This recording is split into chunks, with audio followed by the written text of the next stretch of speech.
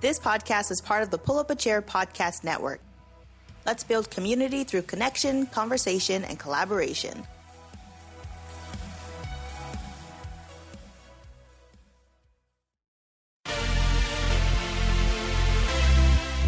This podcast is sponsored by Lever Consulting, editing with a purpose. Check them out at leverconsulting.com for a free consultation.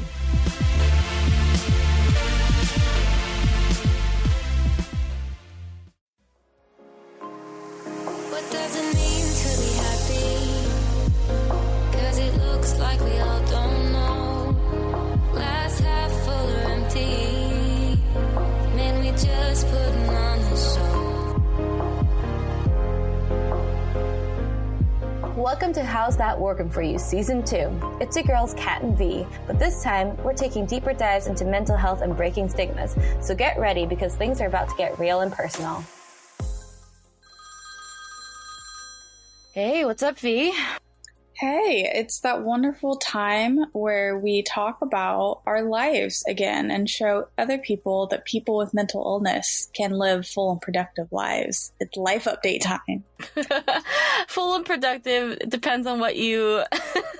Okay, when it comes to productive, what was it? Yesterday you turned in the final thing for your master's degree. So yeah, I would call that productive. Yeah, so I turned in my capstone yesterday, which is like the big thesis, which I'm proud of. But also I don't think that it's like sunk in quite yet. Like I don't know. I feel like I haven't like really relaxed yet. I mean, I have a lot more than before, but like I think I need... I don't know what I need, but I definitely did let my mental health kind of deteriorate because I wasn't doing enough self-care, but I was cognizant of that. And I know that moving forward, I'll do a better job. Okay. Well, when you say that you weren't doing self-care, like, where do you feel like you were falling short?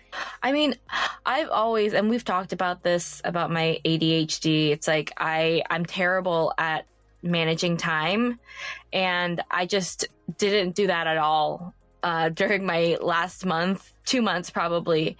I haven't worked out. I haven't done yoga. I've been taking my medications regularly. Okay. But I've been staying up so late. I mean, it was funny because I slept 13 hours just like I fell asleep at midnight, and then I didn't wake up until almost 1 p.m.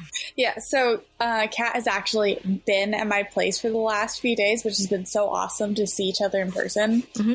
But she was staying up late. My husband and I went to bed. We're like, see you in the morning, Kat. And like we left her to work on her project. And no shit, come 10 o'clock, we were checking on her like at least once an hour. And it was just like, is this girl ever going to wake up? Is she okay? She's breathing. We can hear the snoring, so we know she's breathing. Oh my God. It's so embarrassing. Well, I'm not going to say what was actually embarrassing. I'll leave that to the listener's imagination. Oh my God. No, it's just, I think that like when you fall asleep like so deeply that it's just like the drool comes out, like everything is just terrible. I mean, I don't care. I'll let the world hear about it. It's just like I hadn't slept so soundly in such a long time, and it was because I had... Oh no, that was the night that I did stay up for a long time, right? Like, yeah, that was the final night where you were working on it and you're like, this is it. It's finished. I have to do one more round of reading it tomorrow, but it's done. Yeah. So it was just like, I think my brain finally let myself just like sleep. And it just let me sleep for like 13 hours. I was really wondering when you were going to wake up. Well, I don't know. I mean, I was pulling all-nighters. Like, every 2 or 3 nights, I'd stay up, like, all night and then only sleep, like, 2 hours. So I think, really, my body was just like, all right, this girl needs to catch up on her sleep. It's better now that I'm done. But I still have this, like, looming... like need to get moving again, like as in I need to get my life together because I don't have that cushion of financial aid anymore. I have to be an adult. But that's like later Kat's problem. I'm just letting myself relax for right now. Yeah. But V, you have some really good updates too. Oh, yeah. So after a week of nothing but anxiety, stress, not of my fault, but of somebody else's fault, we finally got the house. We almost lost it. It's been a bit of a whirlwind, but it was just a week of really being reminded that my mental health, like, affects my physical health. You should, like, tell them not everything, not like all the details, but give them a little bit of a taste of what happened so that they know the brevity of the situation or the gravity. So when it comes to buying a house, like when you first like put in an offer and the person accepts the offer, you go into what's called escrow, and it's like a 21-day contract where it's basically saying, hey, I will have everything done and sent to the homeowner, the current homeowner, done within 21 days.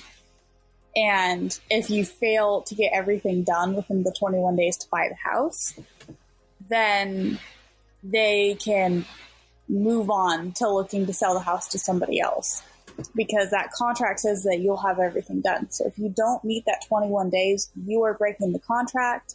They can take your earnest money deposit and just go to the winds. And this particular house, when we had it appraised at way under, like it appraised under than what we were going to pay for it, basically. Mm-hmm. But at that point, they can't change the price just because of the way it's built up. Mm-hmm. They can ask, but we don't have to accept it. They didn't ask, but they could have made easily another $30,000 by selling it to somebody else.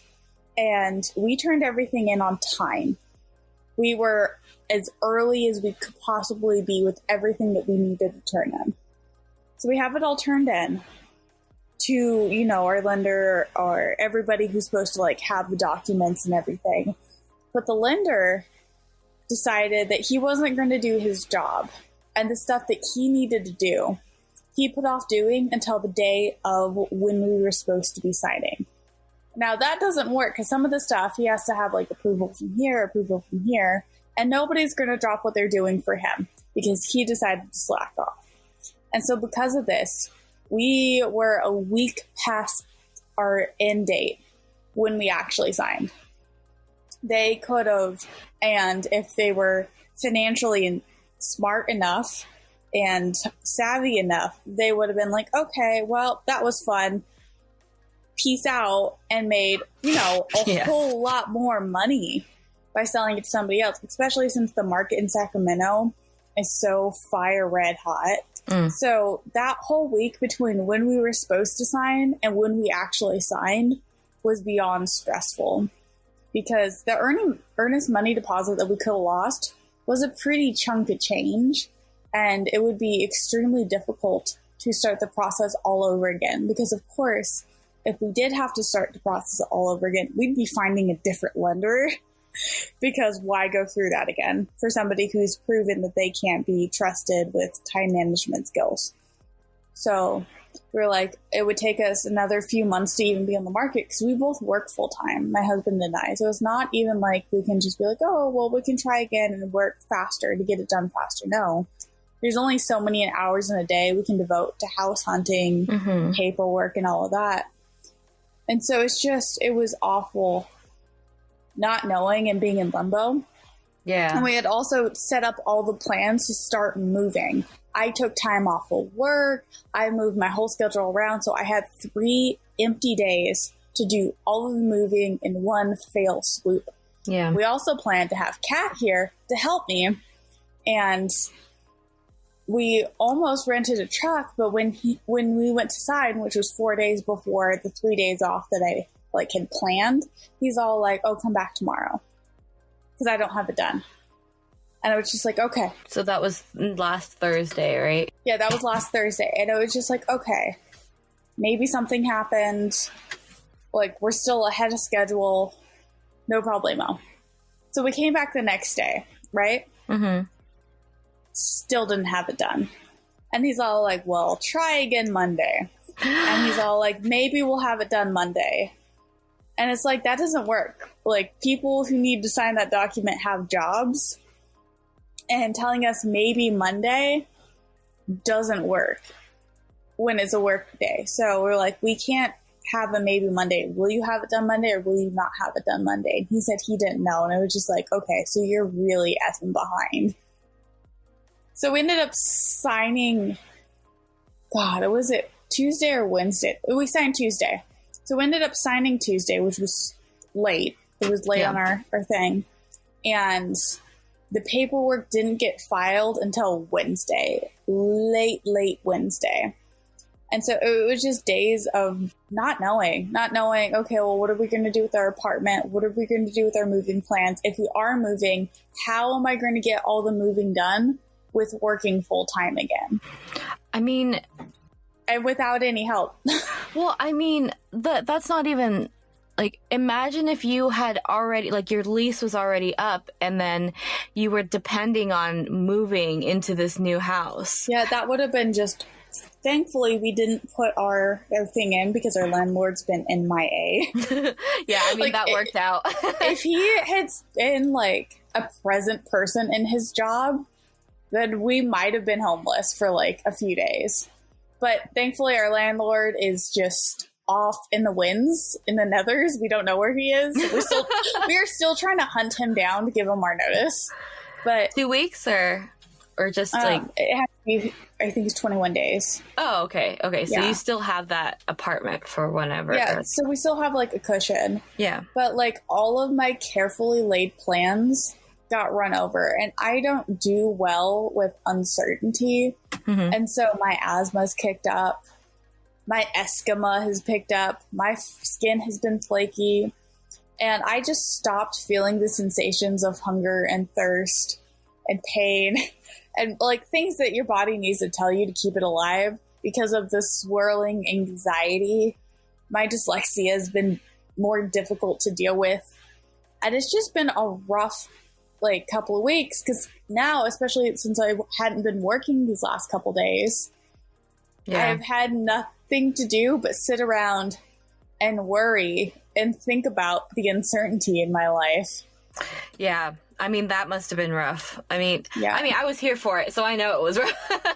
If I had been working, I don't think it would be as bad because I could focus my energy on something. But I don't even have, like, my YouTube set. So I can't even, like, do any... Right, because you already packed it. Yeah, I don't even have any of my stuff to do my hobbies. And it's just, I already have the time off of work. So what am I supposed to do but go shopping and then feel bad about going shopping? But that's the only things that are really even open around here. Well, let's talk about how you manifested that pair of shoes, though. Oh, my gosh. So Michael, my husband, and I had been joking from the beginning. He was a little bit more serious than I was. But Kat just says, you need to manifest stuff. And so the day we went to originally look at houses, he said, I'm manifesting a house. And I said, great. And if it doesn't work, we can yell at Kat about how her stuff's all bullshit. Okay, so we had been looking from 9 o'clock in the morning. We looked at, I believe it was 12 or 13 houses. Uh-huh. This was the last house before we were done for the day. And it was like 6 or 7 o'clock at night. Wow. And I was exhausted. And I was just all like, F this house, F all the houses. I don't care. I'll live in an apartment forever and hate my life forever. Wow, girl, that was dramatic. Yes, it was dramatic. That's how I was feeling. And it was the house. And so it's just like, okay, maybe there's something to this manifesting stuff. Because he had manifested a house that was in our price range that was like big enough to accommodate all of our needs and was a little bit of a fixer-upper, so people weren't bidding on it as quickly and as highly as people were bidding on other houses. Because, oh my God, the yard is trashed. But it's fine. Because a little bit of elbow grease and it'll be fine. Right.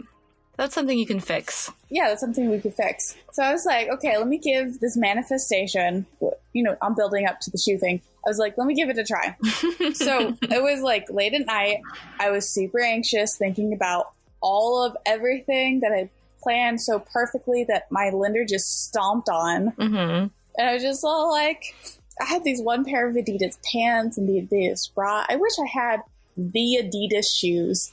And so I went to like Macari and OfferUp and all those like secondhand apps. Mm-hmm. And I just like, I pinned a bunch of them to see like what used pairs were pricing at. And it was like between $35 and $50 for a used pair of Adidas shoes. Kat and I the next day go to DD's discount, and legitimately find those shoes for $35. Brand new. And I almost like shat myself in the store. I was like, oh my God, Kat, look at those shoes. And she didn't know what I was talking about. She was just like, oh yeah, shoes. Yeah, I was like, all right, cool, shoes. I was like, you don't understand. Yeah, no, you were so like taken aback. You were like, oh my God, you're kidding me. And I was like, what? Like I missed something? Yeah, you did. I had pinned like 12 pairs of used Adidas shoes online. Like, let me think about which of these used, beat up, worn shoes will I be purchasing in the distant future. But instead of purchasing used shoes, I got new shoes for the same price. And we're just like, what is going on? This is bizarre. I mean, like, I don't think I've talked about manifesting so much on this podcast, because it's more rooted in reality and science, this one. And I'm not going to argue that this is science. It's definitely a pseudoscience, but it's a pseudoscience that I partake in. But yeah, I've manifested so many things in my life. You want to hear some of that? Like, just go and search through our Cat and V show episodes. I probably talked about it at some including point. the boyfriend. Yeah, I manifested a boyfriend, which was crazy. It's crazy. I mean, it's just he continues to prove to me how much that he values me more and more every day. And like with every, obstacle that we come across, it's like we take it on together, and it's not like, it's never one person cares more than the other. It's always a joint effort to try to get things done, and that's how a relationship goes. So, but yeah, that was like the biggest thing I manifested, I think. I also manifested going viral on TikTok, which I definitely talked about on the Cat and V show. Yeah, we had a whole episode about how you went viral on TikTok. Yeah, I mean, it was like, I've definitely taken a break. Oh, that was another thing that I had stopped doing while I was working on my thesis, was like I completely quit social media cold turkey because it was like draining my energy. And it just like every time I logged on, it was like, you can't just log on and just look at it. It's like you log on and then you start scrolling and then all of your time goes away somehow. So yeah, all of a sudden it's the next day. Yeah, so those are the things that I've manifested. It's so funny. That, and I think that your husband was joking somewhat, but he was kind of serious at the same time, right? I think so. It's hard to tell. He's kind of a brick wall sometimes.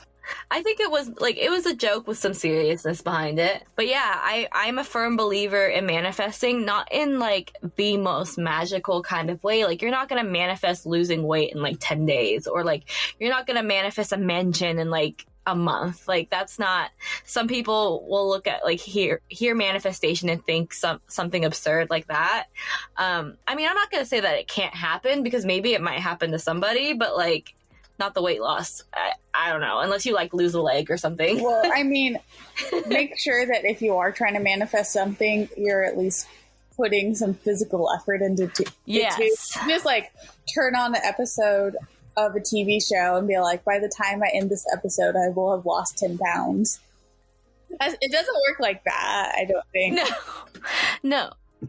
No, you have to exert your own energy, and it's just like the energy can come in like in the form of intention. It can come in the form of work.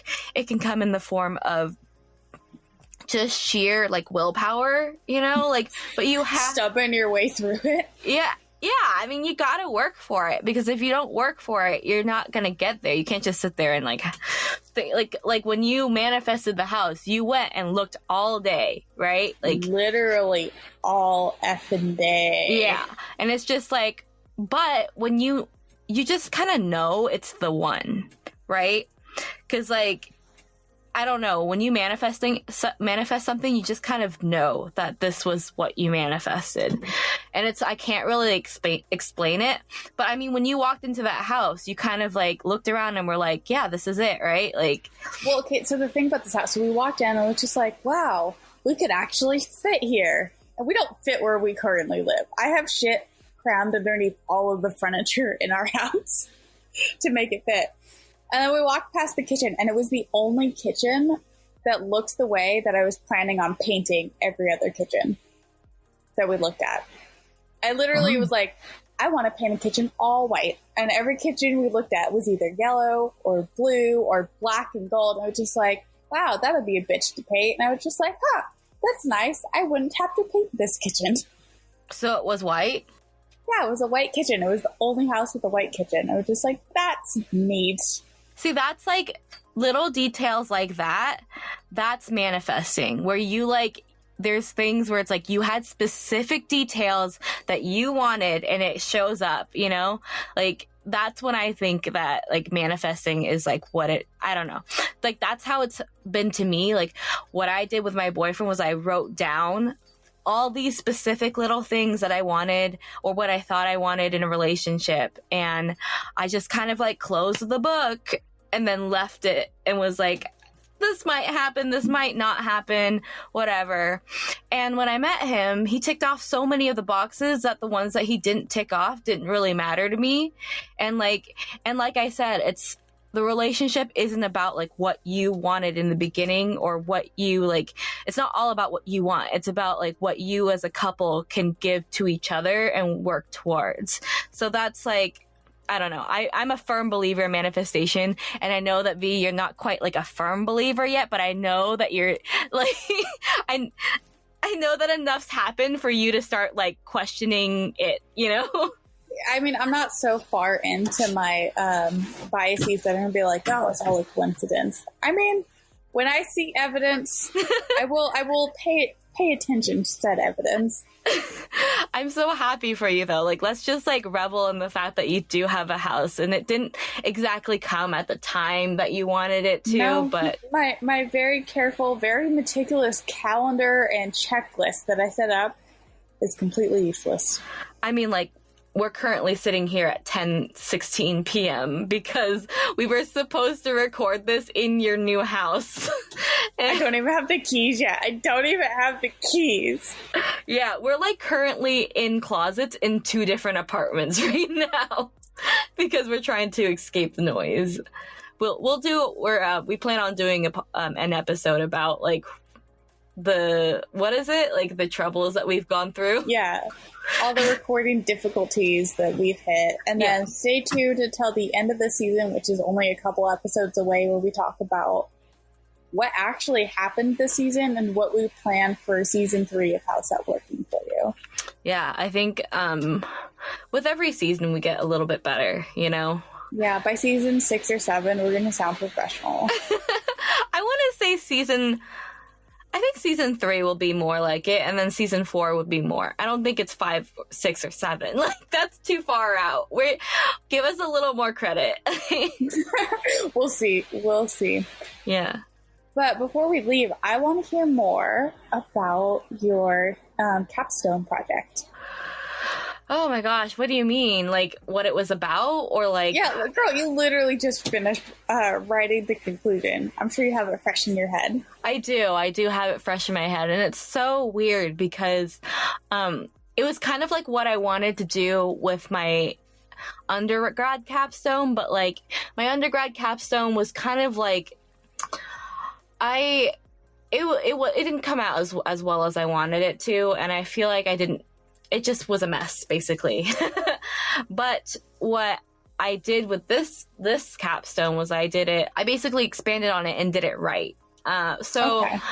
I think I talked about in like many, many episodes of How That's Working For You a while ago that I did do a capstone undergrad in like social media influencing.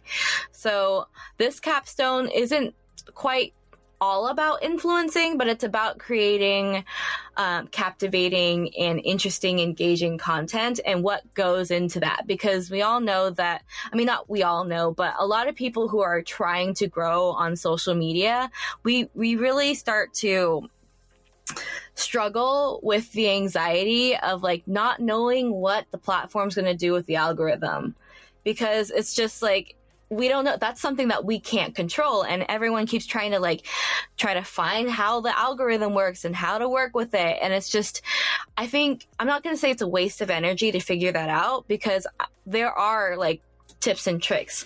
But the one thing that you fully have control over is how you create your content. You have full control over your content in terms of what you want to put into it and what you want to do with it. So for me, I don't know if I want to reveal all of it quite yet, because we may do a full episode on like what it was that I did it on, but I came up with an acronym. So I came up with an acronym for real content. So REAL, real content. And basically it's just how you can create honest and authentic content. And that's what audiences really want right now, is they don't want that hyper edited perfection that we've been I feel like that was so, I feel like not early 2000s, but like from 2010 to 2020, or to 2019 was like all about trying to chase that perfect Instagram shot, the perfect Instagram feed, like all the like synchronized squares or whatever. But it's not about that anymore, because TikTok has like come into the scene and smashed that. And it's like all about short form video. And with these short form videos, you don't really have that amount of tools and room to edit things. So you're just kind of like, you have to act like yourself and just be raw. And unless, I don't know, you practice a lot, but that's why TikTok has taken off, is because it gives people that platform to just be themselves and talk about whatever it is that they want to talk about. Like whatever you're passionate about, talk about it. And I'm sure that there's an audience on TikTok that would be willing to hear it. You'll find somebody on TikTok. Yeah. And I do go way more in depth about it in my capstone. And what I really did to support my evidence was that I took some of my own posts and I drew some of the comments that I got, and I analyzed the amount of likes, the amount of comments, whatever. And there was specific content that my audience really liked. It was the ones where I was like just unedited, showing all of my roles and like just my body the way that it is and stuff like that. And that's just, I think it's becoming more prevalent, but it's definitely something that's emerging, and there really wasn't enough of, was people just being people on Instagram. So I took some of the comments, and it was just all this supportive and all this very, like, people related to me. They were inspired by me, by my content. And that really gave me a lot of fulfillment. And that in itself is so important for a creator as well. It's like, you have to feel like you like making your content. And when I was doing it before with all the yoga poses and all that stuff, it was like, yes, I love yoga, but it felt empty to me. And then when I started really sharing my thoughts and my opinions in my life, that's when it started to just kind of, it's just, you know, it landed better. Yeah, it landed better. And it's really all an experiment. Really, though, life is just kind of like, you kind of go with roll with the punches. And I don't know, I feel like I feel good about my content moving forward, because I feel like I have more confidence. And I'm going to start vlogging, and yeah, I'll start vlogging, and I'll have more, what I've learned about myself is that I'm lazy as hell. And I want, when I first tried to vlog, I had the big camera. Well, it wasn't big, but it was like the M50. And I just realized that was too big for me to carry around. It was too bulky. And then, so I'm getting a handheld camera with a gimbal on it. And yeah. And then I'll be blogging as well. And I don't know. It's just, I think that my life is really going to blossom now that I don't have that responsibility and the deadlines of school. I can start learning how to manage my own time, but on my terms and my own projects. And that itself makes me feel a lot better and more confident in my ability to start adulting. Yeah, I think we've talked about adulting before, but we should definitely circle back, because I feel like we're definitely in different levels of life. We're growing up. Look at us. I know. It's like, I just finished my master's program. You own a house. These are big steps in life that, nobody can say we're not adults now. Exactly. except for my parents, apparently. But that's a different episode. Oh my god, that's a whole episode in and of itself. I know. But at that, I think we can close, and we'll have... You'll just have to wait until our season finale to see how things unravel for us next, right? Because that's the next sort of life update. Yeah. So we'll see you next time, guys. Make sure you check us out on Instagram at How's That Working For You, and check out our other podcast, The Cat and V Show. We'll see you next time. Bye. Bye.